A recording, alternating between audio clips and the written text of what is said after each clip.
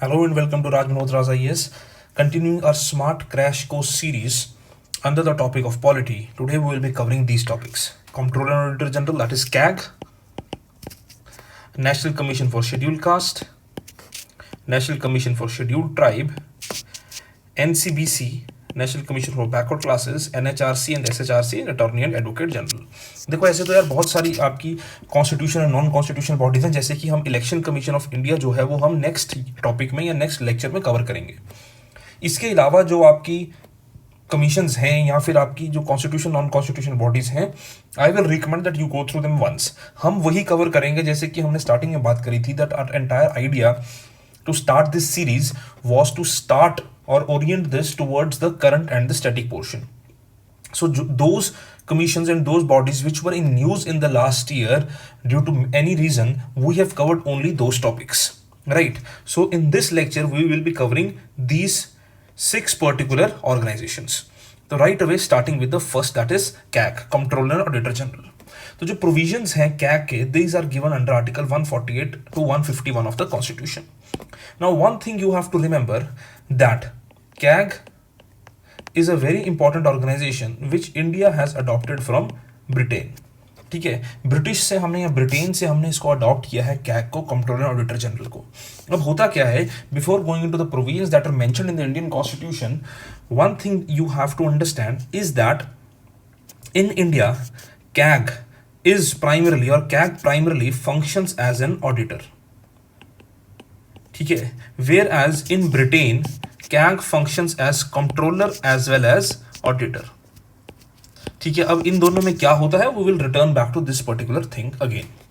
तो starting with this particular topic, that is Comptroller and Auditor General, that is CAG, appointment and removal of CAG की अगर हम बात करें तो CAG जो है he is appointed by the president, and obviously president is advised by the Council of Ministers. and इनका removal जो होता है कैग का, that is in the similar manner as the जज ऑफ सुप्रीम कोर्ट। और जज ऑफ सुप्रीम कोर्ट का removal जो होता है वो हमने एक पिछले लेक्चर में डिस्कस किया हुआ है जहां पे हमने जुडिशरी की बात करी थी। तो if anybody of you is not aware then please go and watch that lecture जिसमें हमने डिस्कस किया है दैट हाउ जजेस आर रिमूव्ड और इम्पीच्ड। ठीक है, ओथ जो होती है कैग की, that is mentioned in the 3rd schedule, very important thing that you need to mention, right? Salary is also mentioned under 2nd schedule, another important thing that you need to mention, right? And a very important thing that is under news was that CAG is not eligible for further office either in government of India or any government of state he has ceased to hold his office. That means after the CAG is removed, after the CAG retires from his office, he cannot take any position or he cannot be appointed under any position that is under the government of India or government of any state. ठीक है जी, तो ये CAG के retire होने के बाद उसको किसी भी पोस्ट को होल्ड करने की ऑप्शन या प्रोविजन नहीं दी है। The constitution prohibits such any such condition, right? जो condition of service of CAG होती हैं they are entirely prescribed by the president, that is nothing as such is mentioned, as the president will decide। तो सारी की सारी condition वो होंगी। Expenses of the CAG's office are charged upon the consolidated fund of India. ठीक है, as everybody of you or all of you must know that there are 2 kinds of expenditures. One is expenditure charged on and second is expenditure charged from. So when we talk about expenditure charged on, at that time we mean that these are the expenditures which are non-votable, right? For example mentioned in 2nd schedule, चाहे वो CAG के office की या CAG की salary वगैरह की बात हो। whereas when we talk about charged from, these are votable। ठीक है, for example salaries of MPs और स्कीम्स जिनको सरकार फंड देती है। ठीक है, तो there are 2 kind of expenditure, one is charged on and second is charged from. Charged on is non votable, charged from is votable. ठीक है जी, तो ये आपने थोड़ा सा प्रोविजन याद रखना है। साथ में ये भी याद रख लेना कि चार्ज्ड ऑन की जो प्रोविजन है they can be discussed but they can not be voted upon, whereas charged from can be discussed as well as voted upon, right? तो please remember this this a very peculiar difference between charged on and charged from.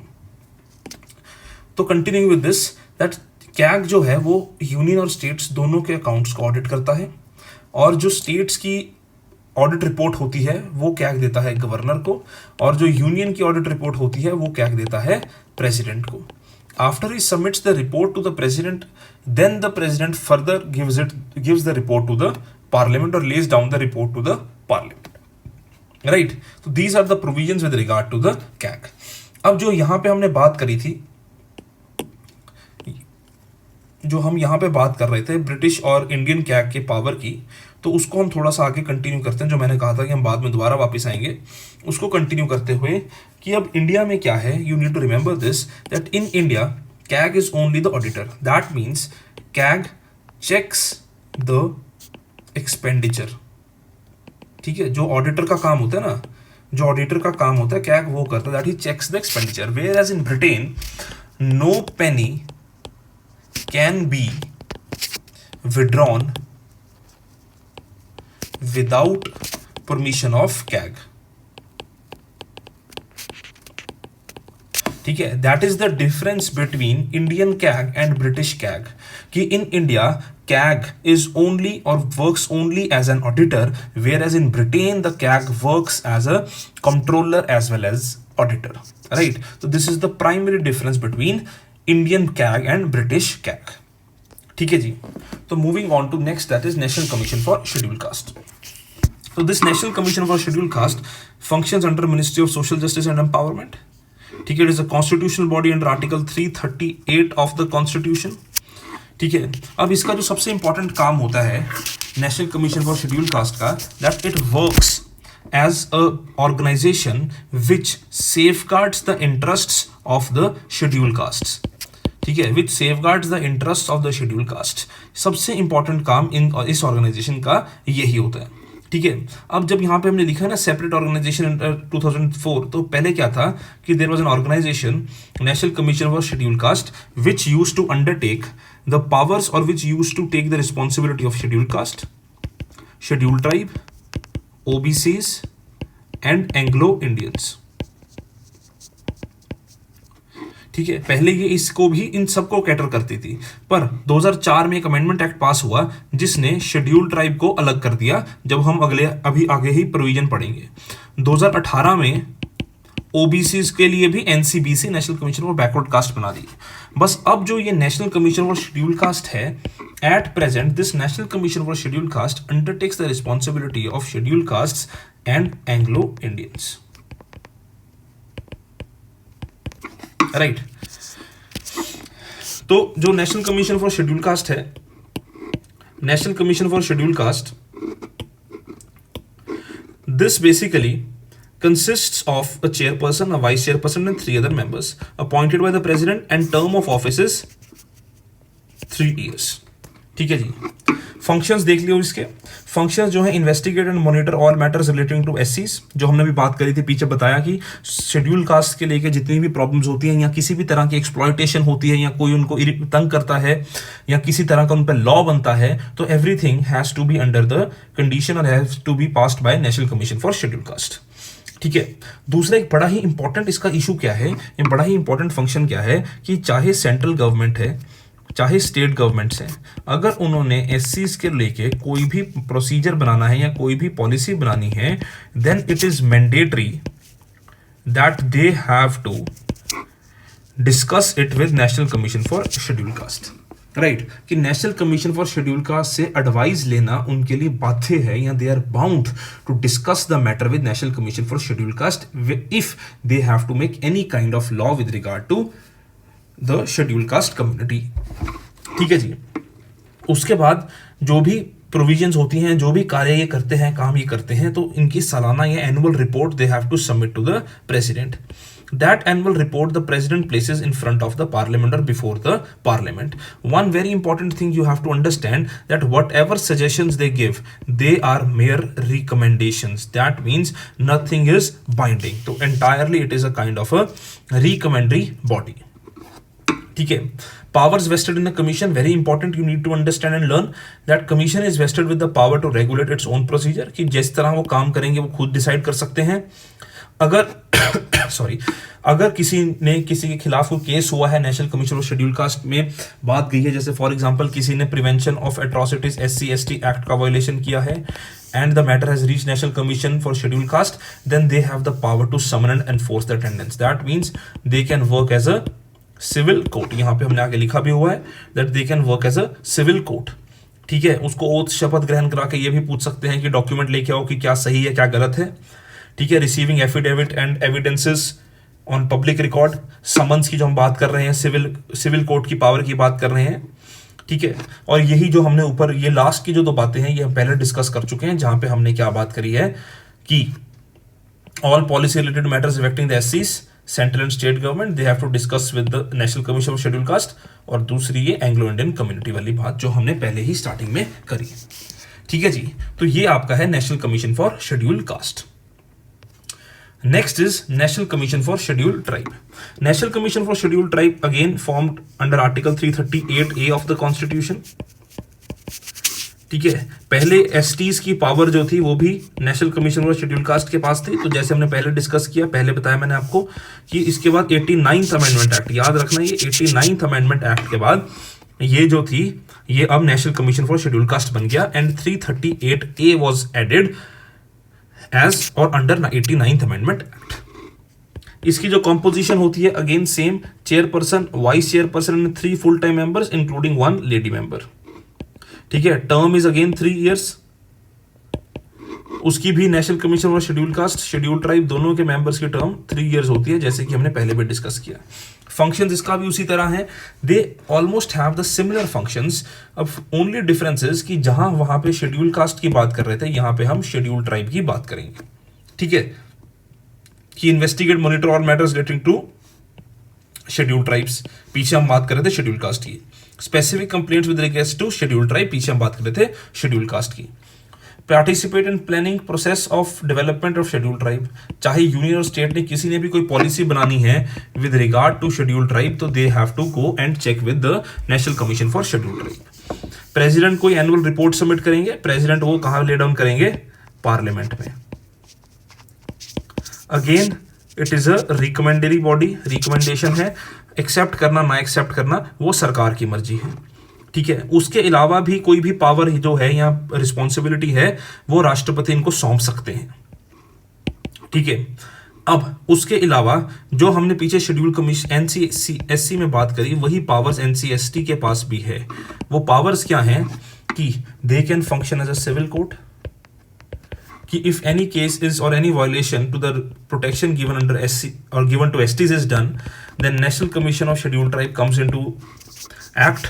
They can summon the person who has violated the provisions or protections given to scheduled tribes. They can enforce an oath upon him, ask for documentation, ask for documents. ठीक है जी, and even they can, यहां पे ये लिखा हुआ देखो, civil court in the following matters, and even they can ask for investigation into a particular issue, so that जो ST community है या शेड्यूल ट्राइब्स हैं या ट्राइबल कम्युनिटी है, they are in any way not discriminated or they do not face any kind of exploitation. So that power is given to the National Commission for Scheduled Tribe. Right, and similarly again this thing जो हमने ऊपर भी बात करी थी schedule caste में भी, that union and every state government shall consult the commission on all major policy matters affecting the schedule tribes. Right, तो this was your NC/ST, national commission for schedule tribe. Next is national commission for backward classes, recently add करा 2018 में, 102 constitution amendment act 2018। A separate provision was added, Article 338B। ठीक है जी, 338 जो है NC/SC, 338A NC/ST, 338B NC/BC। ठीक है जी, इससे पहले 102 अमेंडमेंट एक्ट से पहले या national commission for backward classes को बनाने से पहले जो बैकवर्ड क्लासेस थी इनके रिगार्डिंग कोई भी पॉलिसी मैटर बनाने की प्रोविजन या किसी भी मैटर को इन्वेस्टिगेट करने की प्रोविजन या स्टेट गवर्नमेंट और सेंट्रल गवर्नमेंट को रिकमेंड करने की पावर या एडवाइस करने की पावर जो थी वो इंजॉय कौन करता था? National commission for schedule caste. अब क्या है? Now there is a completely separate commission which works for the betterment of national commission for the backward classes known as national commission for backward classes, right. इसका composition क्या है? Chairperson, vice chairperson, 3 other members. Conditions again जो है that will be specified by the president. Function वही है same जो हमने पीछे NC/SC की बात करी और NC/ST की बात करी। तो जो कमीशन ऑफ शेड्यूल कास्ट का शेड्यूल कास्ट को लेके फंक्शन है और ट्राइबल कम्युनिटी का ट्राइबल को लेके फंक्शन है, वैसा ही सिमिलर फंक्शन NC/BC का बैकवर्ड कम्युनिटी को लेके है। वो क्या है कि सेफगार्ड्स प्रोवाइड करवाना बैकवर्ड कम्युनिटी को, कोई स्पेसिफिक कंप्लेंट्स हैं उसको अंडरटेक करना, किसी भी तरह का पॉलिसी रिलेटेड मैटर बनाना है तो यूनियन और स्टेट गवर्नमेंट को एडवाइस करना, एंड अल्टीमेटली सालाना रिपोर्ट या फिर जो एनुअल रिपोर्ट है वो प्रेसिडेंट को सबमिट करना। उसके बाद they can make recommendations for the betterment of backward communities. Again that is mayor recommendation, to be implemented or not to be implemented has to be decided by the government, ठीक है। दूसरी उसके बाद क्या बात आ गई कि it has the power of civil court, that if there is any kind of violation or any kind of exploitation against the backward communities, National Commission for Backward Class can work as a civil court, ठीक है जी।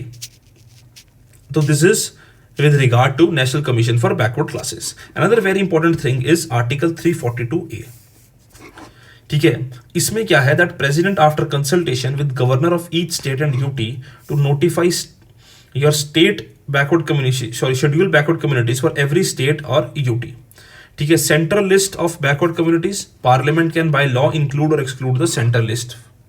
अब ये 342A क्या बोल रहा है कि जो प्रेसिडेंट हैं, प्रेसिडेंट जो हैं after consultation with the governor, कि गवर्नर से बात करने के बाद स्टेट और यूटीज में लिस्ट इंश्योर कर सकते हैं, ठीक है जी। जो हमने बात करी social and educationally backward classes की जो लिस्ट है उसको इंश्योर कर सकते हैं और वो जो है वो फॉर्मुलेट की जाएगी।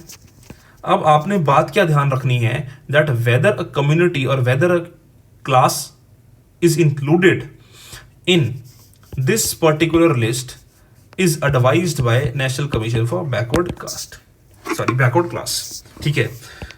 चाहे NC/SC है, चाहे NC/ST है, चाहे NC/BC है, जो क्लासेस इनमें इंक्लूड होती हैं शेड्यूल कास्ट, शेड्यूल ट्राइब और बैकवर्ड क्लासेस में, ये सारी की सारी अपनी अपनी कमेटी की रिकमेंडेशन के बाद ही इंक्लूड होती हैं, ठीक है। तो एक बड़ा ही इंपॉर्टेंट फंक्शन इनका ये भी आता है that they recommend the president whether to include a particular class और caste in caste, in schedule tribe और अंडर बैकवर्ड क्लासेस। तो I hope you are clear with this particular topic as well.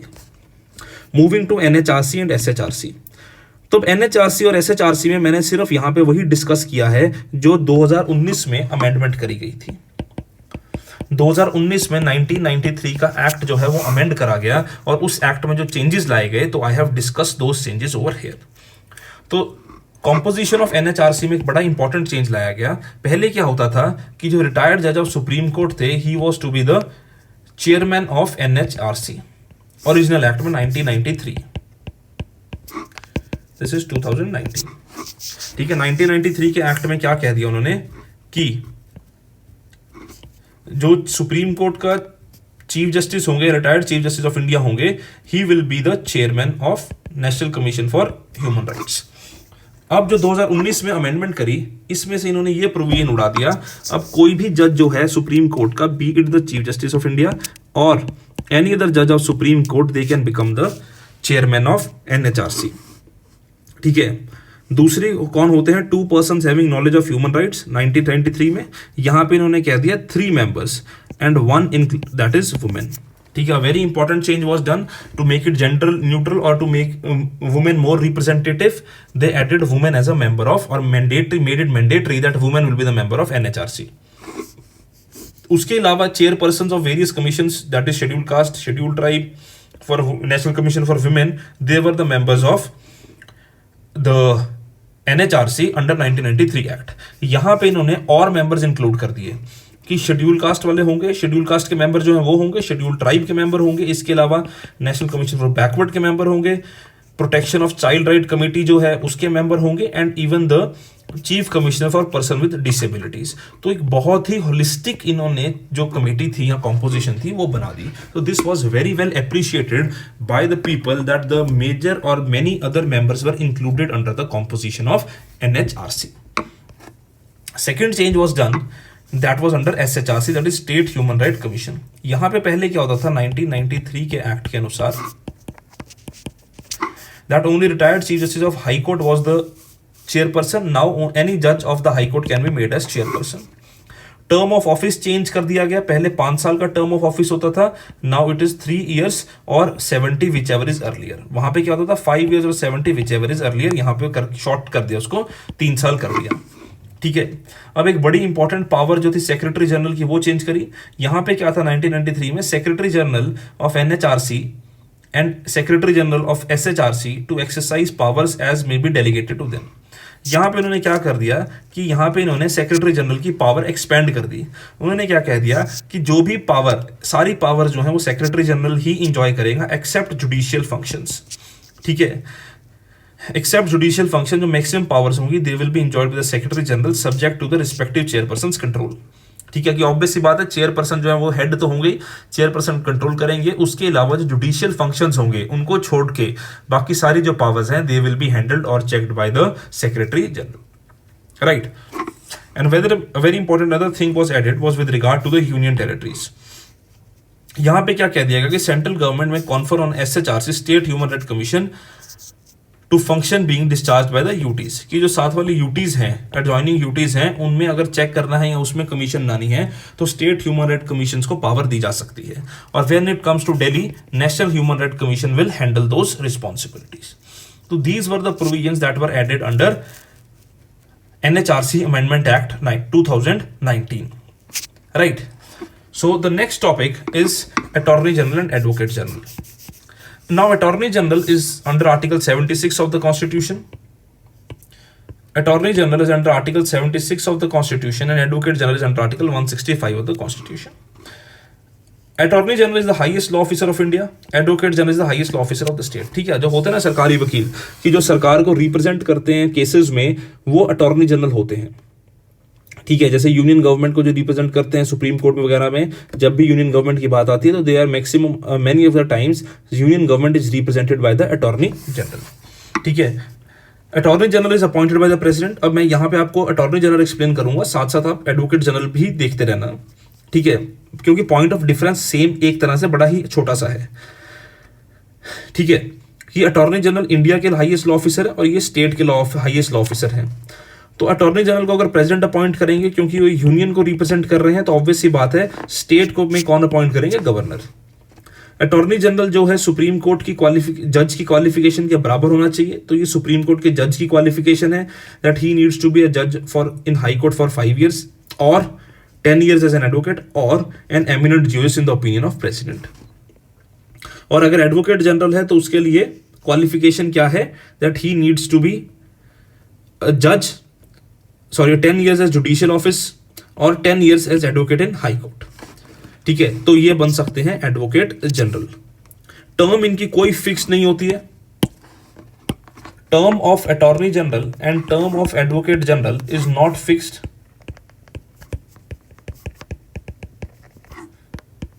ठीक है, they can resign any time. They can resign any time whenever they want. ठीक है, they can resign anytime whenever they want and even they can be removed by president anytime he wants. So there is no security of tenure for both. यहां पे आपका removal obvious सी बात है किससे आएगा, governor से, ठीक है। So no security of tenure for advocate general and attorney general. Duties क्या हैं इनकी कि gives advice to the government, appear on behalf of the government and performs duties fixed by the government. यहाँ पे भी सेम है, but यहाँ पे बस फर्क क्या आ गया, गवर्नर आ जाएगा प्रेसिडेंट की जगह। कि जहां पे कभी सेंट्रल गवर्नमेंट का केस होता है तो अटॉर्नी जनरल रिप्रेजेंट कर सकते हैं, स्टेट गवर्नमेंट का केस होता है तो एडवोकेट जनरल जो है वो रिप्रेजेंट कर सकते हैं। अब इनकी कुछ स्पेशल राइट्स हैं, स्पेशल पावर्स हैं, वो क्या है, दैट ही कैन बी और he can right to audience in all courts of India, कि throughout the territory of India, पूरे हिंदुस्तान में जितने कोर्ट हैं, अटॉर्नी जनरल के पास पावर है दैट ही कैन और he has the right to attendance in any court of India, where as for advocate general it is in all courts of state. कि अगर पंजाब के ये अटॉर्नी जनरल हैं तो जितने पंजाब में कोर्ट्स हैं हर कोर्ट में इनको राइट टू अटेंडेंस है एडवोकेट जनरल को। और जहां पे बात आती है अटॉर्नी जनरल की, तो जितने भी हिंदुस्तान में कोर्ट्स हैं इनको राइट है पूरे के पूरे जज कोर्ट्स में अपीयर होने का या वहां पे राइट टू अटेंडेंस का। उसके बाद they have the power to speak and take part in both houses but without vote. Why without vote? Because voting is a right of members of parliament and MLAs. Attorney General and Advocate General are not MLAs, not MP or MLA, but they have the right to represent themselves and be present in any house and speak on their own behalf.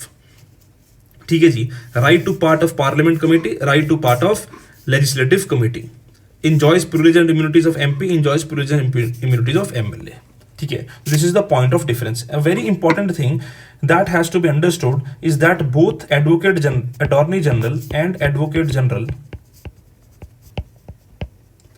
both attorney general and advocate general, they have the right to private practice. ठीक है जी, they have the right to private practice, but condition is that opposite party should not be government. ठीक है, कि सरकार के अलावा ये किसी भी और पार्टी के खिलाफ केस लड़ सकते हैं, opposite party should not be government, क्योंकि कंफ्लिक्ट ऑफ इंटरेस्ट हो जाएगा। इस वजह से उन्होंने कह दिया कि you have the right to private practice but you can not contest any case against the government. Right. So this was all with regard to Attorney General and Advocate General. And that is it for today's lecture. All the best. Prepare well.